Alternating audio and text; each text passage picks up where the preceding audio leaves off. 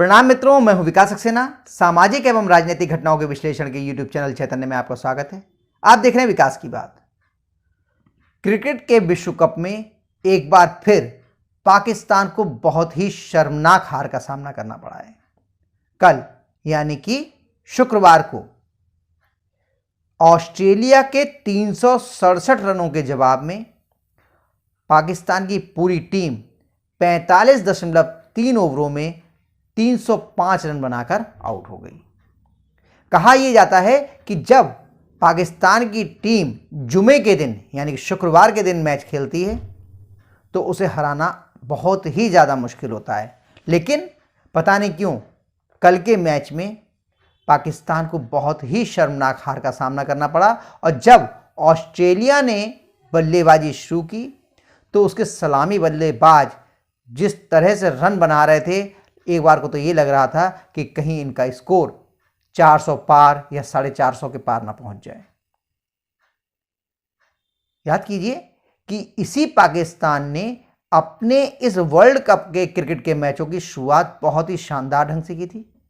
उसका पहला मैच 6 अक्टूबर को नीदरलैंड्स के साथ हुआ था, जिसमें उसने 49 ओवरों में उसकी पूरी टीम आउट हो गई थी। पाकिस्तान की 286 रन बनाए थे, लेकिन इसके जवाब में उसने नीदरलैंड्स की टीम को मात्र 205 रन पर पूरी तरीके से आउट कर दिया और 81 रन से शानदार जीत हासिल की। अगला मैच 10 अक्टूबर को उसका श्रीलंका के साथ हुआ। इस मैच में पहले बल्लेबाजी श्रीलंका ने की और उसने 9 विकेट पर 344 रन बनाए। इसके जवाब में पाकिस्तान ने बहुत ही शानदार बल्लेबाजी की और मात्र 4 विकेट खोकर उसने 345 रन बना लिए। और इनमें बहुत बड़ा योगदान पाकिस्तान के बल्लेबाज मोहम्मद रिजवान का रहा। इसके बाद अगला मैच उसका भारत से हुआ, लेकिन इस मैच में खासियत क्या हुई? जब 10 अक्टूबर को यह मैच हुआ, उससे पहले 7 अक्टूबर को हमास के आतंकवादियों ने अचानक सुबह सुबह इजराइल पे हमला कर दिया, उसकी सीमा पर लगी हुई बाड़ को तोड़ दिया और वो इजराइल के जो सीमावर्ती जिले थे उसके अंदर घुस गए। वहाँ उन्होंने बर्बरतापूर्वक महिलाओं को, बच्चों को, बुजुर्गों को मौत के घाट उतार दिया। 200 से ज़्यादा इजरायली नागरिकों को वो अपहरण करके ले गए, जो आज भी उनकी कैद में हैं। और सिर्फ इतना ही नहीं, उन्होंने महिलाओं की बर्बरतापूर्वक हत्या की, उनके शवों को निर्वस्त्र करके जहां तहां फेंक दिया। वे उसके ऊपर कूद रहे थे, कुछ मूत्र विसर्जन कर रहे थे और कुछ वीडियो तो ऐसे भी आए हैं जिसमें कहा जा रहा है कि उन्होंने मृत महिलाओं के शवों से भी बलात्कार किया। फौजियों को जिंदा जलाने के वीडियो आ रहे हैं। ऐसी बर्बरतापूर्ण कार्रवाई जिसे देखकर किसी भी व्यक्ति का हृदय जो है वो पिघल जाएगा। लेकिन इसके बावजूद मोहम्मद रिजवान, जिन्होंने नाबाद 131 रन बनाए थे श्रीलंका के खिलाफ, उन्होंने शायद नमाज भी पढ़ी थी ग्राउंड में बैठ के, जिसको लेकर काफ़ी विवाद चल रहा है। उन्होंने एक्स पर पोस्ट करते हुए, जिसे पहले ट्विटर बोलते थे, अपनी इस जीत को, पाकिस्तान की इस जीत को गाजा में रहने वाले अपने भाई बहनों, जो उन्होंने शब्द इस्तेमाल किया है, उनके भाई बहन कैसे हो गए वो भी अभी बात करेंगे हम लोग, अपने भाई बहनों को समर्पित कर दिया।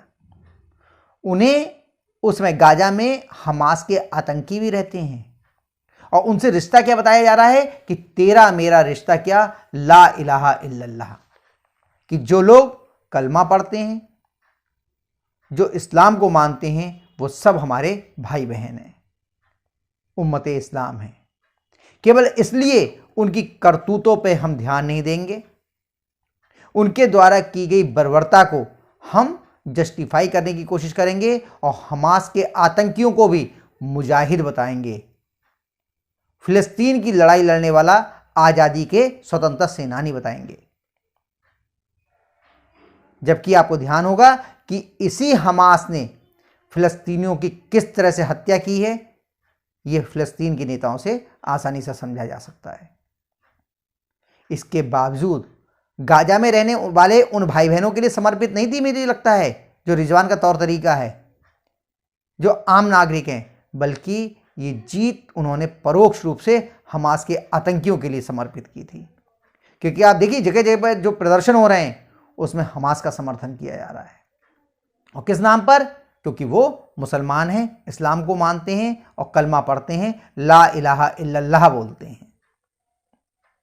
शायद इसी वजह से ये दो शानदार जीतें जो पाकिस्तान को मिली, तो जिन लोगों पर अत्याचार किए थे, जिन लोगों के साथ बर्बरता की थी हमास के आतंकियों ने, उनकी हाय लगता है पाकिस्तान की टीम को लग गई। इसीलिए इसके बाद जब 14 अक्टूबर को भारत से पाकिस्तान का मैच हुआ तो उनकी पूरी टीम 50 ओवर भी नहीं खेल पाई, 42.5 ओवर में 191 रन बनाकर सिमट गई। और इसके जवाब में भारत ने धुआंधार बल्लेबाजी करते हुए मात्र 30.3 ओवरों में 3 विकेट खोकर इस लक्ष्य को हासिल कर लिया। फिर अगला मैच उनका कल यानी कि 20 अक्टूबर को हुआ। इस मैच में पहले बल्लेबाजी की ऑस्ट्रेलिया ने और उन्होंने धुआंधार बल्लेबाजी करते हुए 367 रन बनाए। कहा यह जा रहा था, सारे कमेंटेटर और जितने भी एक्सपर्ट्स थे वो ये बता रहे थे कि पिच एकदम सपाट है, गेंदबाजों को किसी तरह की कोई मदद नहीं मिल रही है, इसीलिए ये उम्मीद की जा रही थी कि पाकिस्तान इसमें मजबूती से उतरेगा। उसके सलामी बल्लेबाजों ने अच्छा प्रदर्शन भी किया, लेकिन उसके बाद जो शुरुआत मिली वो उसका कोई भी लाभ पाकिस्तान के बल्लेबाज नहीं उठा पाए और 305 रन पर 45.3 ओवरों में पूरी की पूरी टीम पाकिस्तान की आउट हुई। जुमा का दिन होने के बावजूद अल्लाह का आशीर्वाद इन पाकिस्तान के खिलाड़ियों को नहीं मिला।